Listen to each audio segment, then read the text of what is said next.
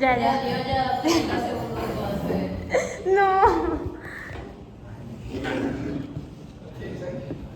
Bueno, por eso digo, eso era el repaso. Y eso. Y esta era la glomerulopatía inflamatoria. Vamos a hablar de las que están marcadas.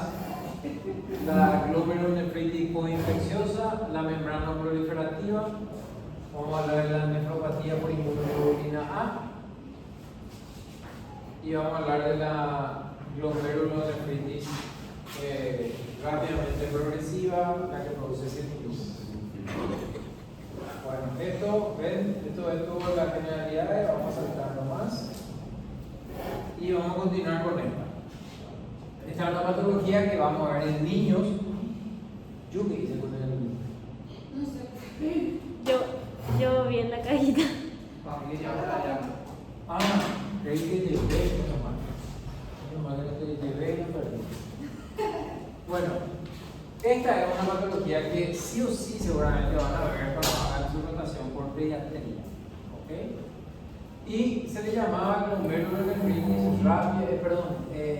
post-estreptocóxica, pero no solamente el estreptococo puede producir esta lesión, entonces es más correcto llamarla ahora post-infecciosa. Produce un síndrome nefrítico agudo. Eso quiere decir que va a producir hipertensión arterial, va a producir proteinuria, va a producir una insuficiencia renal o una disminución de signo de insuficiencia renal y hipertensión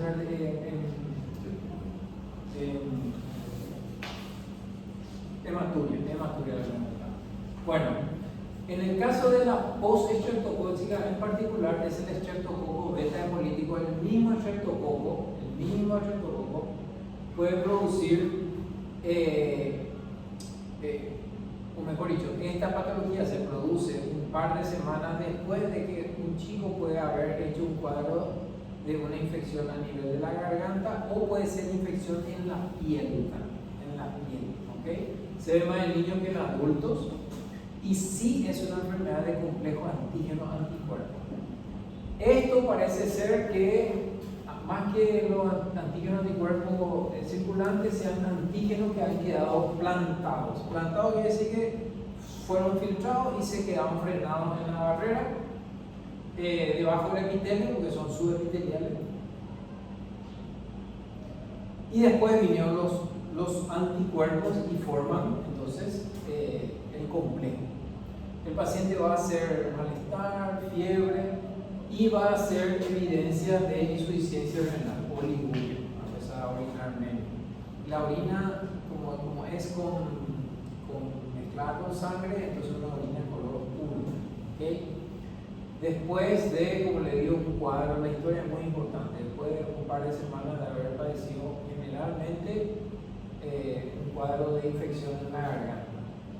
Y en el examen de orina vamos a encontrar cilindros. Acá están los cilindros los eritrocitos que están apelotonados formando el molde de un túbulo contorneado.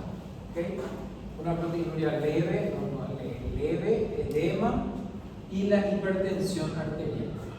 Sepa que para tomarle la presión arterial a un niño tiene que usar el manguito de un niño, no del adulto. Van a tener también evidencia de que hubo una infección por estreptococo antes del antiestreptococina o si hay otras pruebas para demostrar que hubo una infección, van a estar bien. Y que hay activación del complemento. ¿Cómo sabemos eso? Porque hay disminución o consumo de elementos como el C3, que es uno de los primeros componentes del sistema de complemento, ¿verdad? Fíjense que en los niños la inmensa mayoría se va a recuperar, 1% puede hacer el cuadro agresivo que se llama glomerulonefritis rápidamente progresiva, que vamos a ver hoy, y 1 o 2% puede hacer una glomerulonefritis crónica, que sería el equivalente a una insuficiencia renal crónica. En los adultos es un poco más sombrío el cuadro, porque no se recuperan 2/3 más o menos, pero el resto puede hacer una glomerulonefritis crónica o una rápidamente progresiva, que son enfermedades que son Bueno, esta es una patología que uno puede sospechar, ¿verdad? Con la clínica, con el laboratorio y con la biopsia, solamente con el HIE puede sospechar. Porque vamos a ver glomérulos hipercelulares, muy llenos de núcleos, y muchos de esos núcleos son células inflamatorias. Son células inflamatorias, ¿ok? Y a la microscopía electrónica lo que vamos a reconocer son los depósitos subepiteliales, que son unos depósitos que le dicen en joroba de camello, le dicen porque son súper bien dibujados y no hay proliferación de la membrana, entonces se le ve demasiado bien, ¿ok? Y a la inmunofluorescencia esos depósitos van a dar positivo para la inmunoglobulina IgG, IgM, para el C3. Bueno, esta es la histología y vemos un penacho glomerular muy bien formado, el espacio Bowman está libre y si nos fijamos la cantidad de núcleos es alta, o sea hay más núcleos de lo que suele haber y la luz está como obliterada. Si miramos mayor aumento, de repente vamos a encontrar que hay neutrófilos por ahí metidos, ¿verdad? Núcleos de neutrófilos. Entonces acá también tenemos núcleos de neutrófilos metidos. Entonces ese es un dato importante, ¿verdad? Más la historia clínica. En la microscopía electrónica, acá tienen siempre ubicarse la luz del capilar, el endotelio, la membrana basal. Y acá tienen el podocito y acá está el depósito súper bien formado. ¿Ven? Súper bien formado el depósito. Y la inmunofluorescencia, por lo tanto, va a ser positiva y granular. ¿Ok? Positiva y granular. Bueno, vamos a otra. La membrana proliferativa. En la clase anterior hablamos de una que se llama membranosa. Esta también dice membrana, pero tiene la palabra proliferativa. Quiere decir que también hay en mayor cantidad de núcleos en la biopsia. ¿Okay? Y se da un engrosamiento de la membrana basal y una proliferación del mesanquio, que bueno, uno ve como aumento del núcleo, ¿no? Es muy característico la imagen que vamos a ver en la membrana, con las coloraciones especiales muy características. Hay dos tipos, aparentemente el tipo 2 ahora se va a clasificar, pero bueno, de momento se dice tipo 1 y tipo 2. El tipo 1 o el tipo clásico son depósitos subendoteliales, quiere decir que son grandes, por eso no pueden pasar la membrana basal. Son idiopáticos más que secundarios. Los secundarios son parecidos al anterior: hepatitis B, hepatitis C, pacientes con endocarditis, infecciones o cáncer. Y son complejos circulantes que podrían activar al complemento. Bueno, a la microscopía óptica vamos a ver el penacho capilar, vamos a ver como siempre, vamos a ver núcleos a mayor cantidad y vamos a ver que la pared de los vasos está engrosada. Con esa coloración negra, ¿ok? Que en la membranosa veíamos los pelitos, con esa misma coloración acá vamos a ver una membrana basal duplicada, como si fueran las vías de tren, digamos, porque está duplicada. Entonces es muy peculiar. En la microscopía electrónica vamos a ver que esa duplicación de la membrana tiene que ver con prolongaciones del mesanquio que separan a la membrana. Vamos a ver eso. Y vamos a ver los depósitos que son subendoteliales, mesangiales, pero subendoteliales es lo que llama la atención. ¿Okay? Y a la inmunofluorescencia, como hay depósitos, vamos a tener una inmunofluorescencia con patrón granular. Fíjense que los componentes siguen siendo los mismos: IgG, IgM, C3. Bueno, entonces tenemos un glomérulo. El glomérulo es un poco más celular de lo normal, hay mayor cantidad de núcleos y las luces están como obliteradas, muchas luces están como obliteradas. Con el HIE no es demasiado, pero con esa coloración de plata, miren cómo hay una duplicación de la membrana. En muchos de los, miren acá, perfecto, o sea, duplicación duplicación. ¿Ok? Esta es la membrana proliferativa. Y el que tenía los pelitos era la membranosa. ¿Ok? Le digo así porque son muy similares los nombres. Los túbulos, ¿cómo se llaman? ¿Los qué? Los túbulos.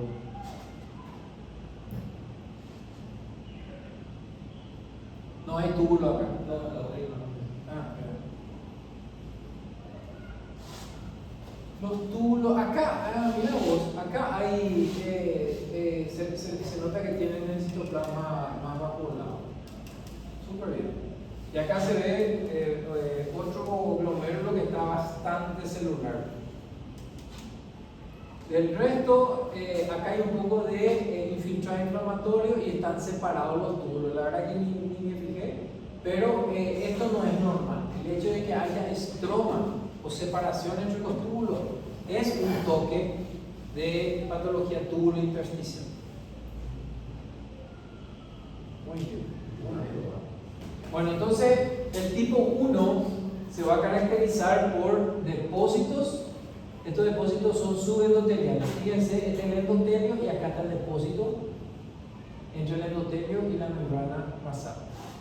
Y la duplicación de la membrana en parte por la proliferación del mesangio que está como separando de nuestra membrana. Tipo 1. Bueno, entonces miramos y hay que reposar la vista para ubicarse un poco. Puede ser un capilar, acá está el núcleo del endotelio, acá se ve la luz y acá tenemos depósitos. Ahí tienen los depósitos que son claramente subendoteliales. Hay otro depósito grande. Creo que tenía otra foto donde se veía acá. Acá tienen una célula, este es el núcleo, una célula mesangial, acá está su citoplasma y su citoplasma como se mete en el material de la membrana basal. Bueno, el tipo 2, esta es una situación especial. Esta es una situación especial. No hay complejo anticuerpos, no hay complejo antígeno-anticuerpo circulante y hay un autoanticuerpo. Hay un autoanticuerpo que es una IgG que se llama factor nefrítico C3. Y le voy a explicar eso acá. Este es un esquema del libro. Bueno, esta es la vía alterna de la conversión, de la activación del sistema de complemento. La vía alterna. ¿Ok? Bueno, con la vía alterna intervenía la inmunoglobulina A. La inmunoglobulina A actúa sobre el C3 junto con otros cofactores y se produce la C3 convertasa. La C3 convertasa. Y esta C3 convertasa actúa sobre el C3 para convertirlo en desdoblarlo en C3A y C3B. ¿Ok? Bueno, esta convertasa tiene factores que estabilizan la actividad de la enzima. Y uno de esos factores es la properdina. Y tiene factores que degradan o que tienen el efecto contrario, el factor I y el H. Bueno, resulta que en esta enfermedad hay un anticuerpo, un autoanticuerpo, que actúa estabilizando, manteniendo, sosteniendo la C3 convertasa de la vía alterna. Sostiene en forma, o sea, mantiene la actividad de esto y por lo tanto hay una activación constante del sistema de complemento. Ese es el meollo, vamos a decir, ¿verdad? Es la aparición de un anticuerpo que se llama factor C3. Voy a volver atrás. Factor nefrítico C3. Entonces estabiliza la convertasa. Esa es la fisiopatología en este tipo 2. A la microscopía óptica es similar. La microscopía electrónica hay un depósito continuo en la membrana basal. En el otro era un depósito subendotelial. Acá hay un depósito continuo, se llama también enfermedad de depósito denso. Y el C3 puede ser lineal o discontinuo. Sería acá, tenemos la proliferación mesangial y tenemos nuestro depósito que está en el espesor de la membrana, mientras que acá es subendotelial, acá está en el espesor de la membrana, el tipo 2, que vamos a mostrar ahí la diferencia. Esto todo es nuestro depósito completo, ¿okay? Un depósito denso en el espesor de la membrana. Bueno, cualquiera de estos tipos, vamos a decir, se ve en gente joven, produce nefrótico o nefrítico, consumo del C3 y avanza o progresa la insuficiencia renal crónica en la mayoría de los casos. Entonces, vamos a decir, no es una patología muy adecuada.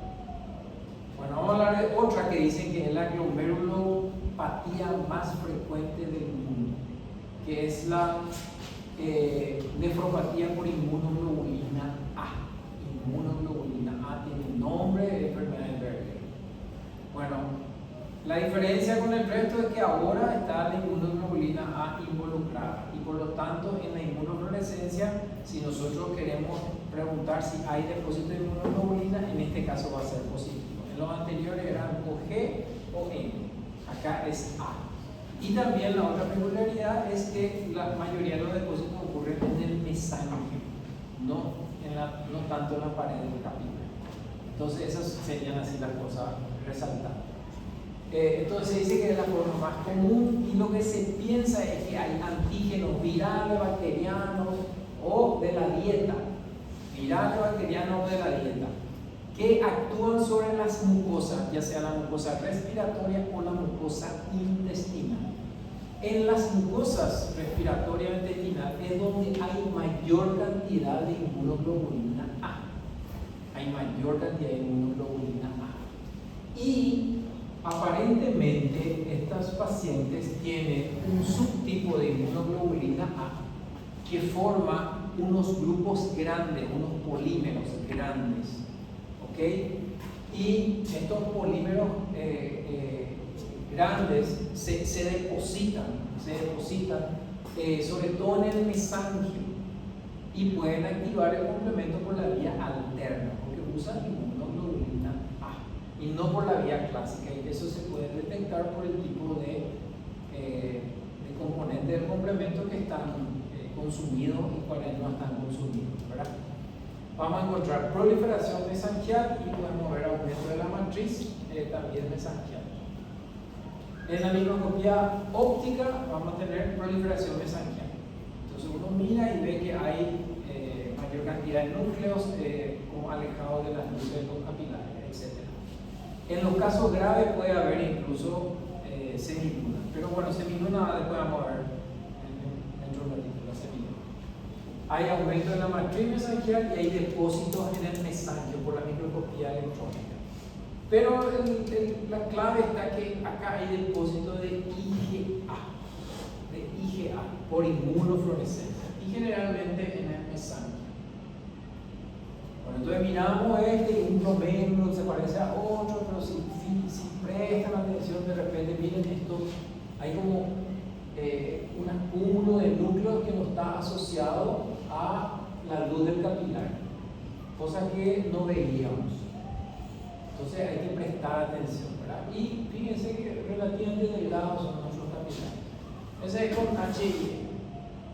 Pero si hacemos la inmunofluorescencia, primero que es IgA y segundo miren la distribución. No es el típico, la pared de los capilares como estábamos viendo, y los depósitos son más bien así, bien densos.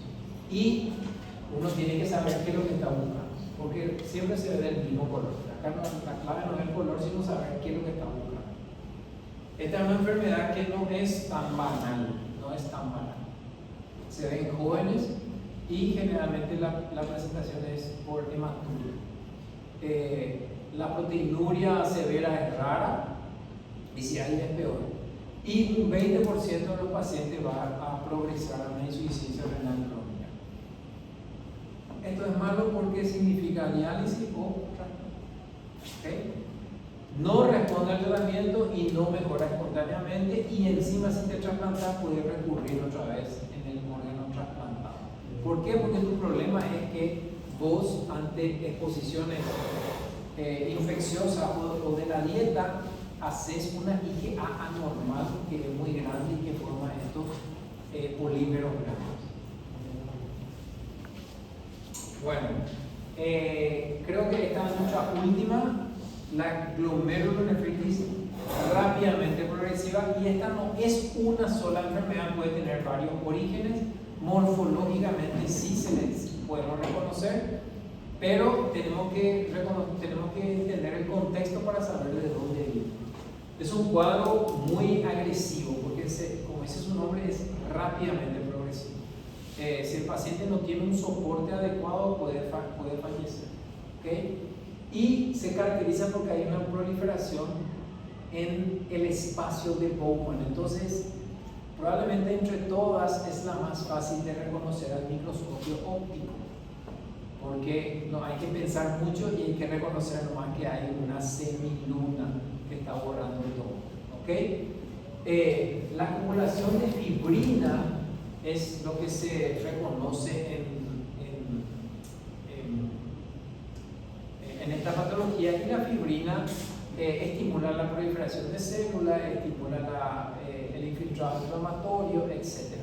Entonces vamos a encontrar fibrina, macrófagos, polimorfos nucleares, células epiteliales. Las células epiteliales que proliferan son las de la cápsula de Bowman, no la del no el epitelio visceral, el epitelio parietal, ¿okay?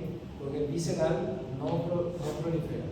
Y si hay fibroblasto, entonces vamos a tener unas semilunas que incluso podemos tener con depósito de colágeno. Bueno, estos son, según la etiología, los tres tipos de escenarios en los que podemos ver una glomerulonefritis rápidamente progresiva, y depende de los datos laboratoriales, de la historia, etcétera, etcétera. El tipo 1 es específico, vamos a decir. El tipo 1. Aquí aparece la famosa enfermedad antimembrana basal. Esta es la enfermedad en la que hay un componente de la membrana basal que es el antígeno, y en este caso es un componente de la molécula de colágeno, del colágeno tipo 4, el colágeno tipo 4 que está en la membrana basal, y un componente de su molécula es el antígeno contra el cual se forman anticuerpos. De hecho se llama el dominio no colagénico creo que era de la tercera hélice, de la alfa 3 del colágeno. Bueno, y el tipo 1 es entonces el que vamos a ver el depósito de anticuerpos en forma lineal en nuestra inmunofluorescencia. Y como la membrana basal no es única en el riñón, muchas veces estos pacientes hacen la misma enfermedad pero en la membrana basal de los alveolos, y hacen lo que se llama el síndrome de Goodpasture. El síndrome de Goodpasture es toque renal y toque pulmonar. Toque renal y toque pulmonar. Bueno, el tipo 2 es el de complejos inmunes. Acá no hay complejo inmune, acá el depósito es lineal. Acá es complejo inmune. Este puede ser idiopática o puede ser secundaria a muchas de las glomerulopatías con complejos que recién mencionamos, o infecciosa, bueno, lupus, pero puede ser secundaria a otras, ¿verdad? Por ejemplo, la IgA recién mencionamos, etc. Y bueno, acá vamos a tener complejos inmunes. Entonces la inmunofluorescencia nos va a dar depósitos granulares. Y el tercer tipo dice pausi inmune, que es un grupo grande, porque no hay complejos inmunes, ni lineal ni granular. Estos suelen cursar con ANCA positivo, por lo tanto se considera que es una manifestación de una vasculitis. Y como el glomérulo es microvasculatura, es una vasculitis, como por ejemplo el Wegener o poliangitis microscópica. Son vasculitis que afectan la microvasculatura y que pueden ser ANCA positivos, pero no tienen depósito, por eso paucimunas. La histología, esta foto no es muy alegre, debería cambiar un poco probablemente, pero si se fijan acá creo que pueden reconocer un glomérulo y aquí una serie de núcleos que están proliferando por fuera. Voy a cambiar porque tiene que ser más evidente. Esta que tiene, acá por ejemplo es más evidente, miren la cantidad de núcleos que están proliferando y miren la forma de C que tiene. ¿Ok? La forma de C que tiene. Y en la inmunofluorescencia, miren un poco, es totalmente una C perfecta.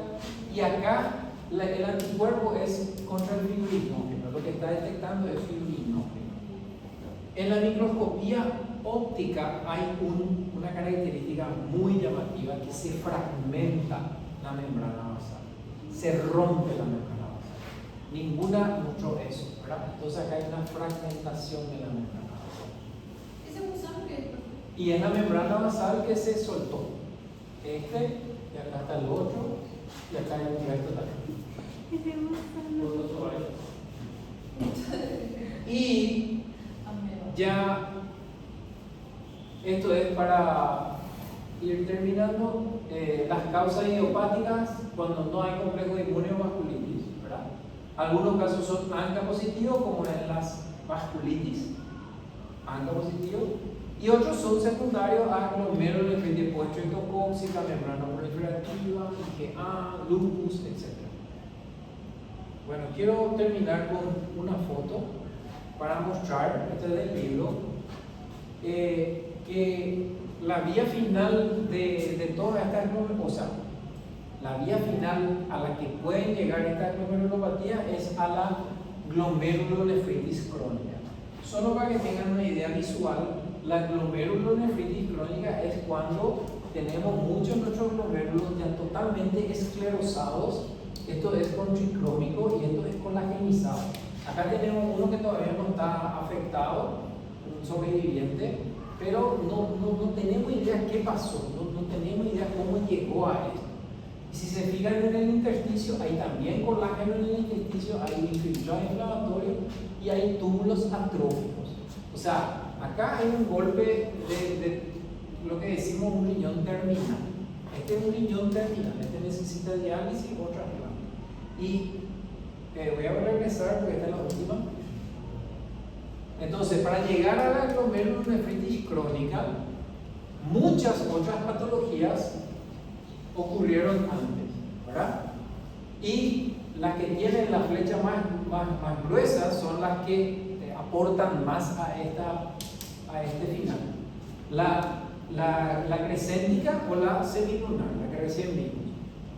Después, la membrana proliferativa, la que tiene la membrana en vías del tren.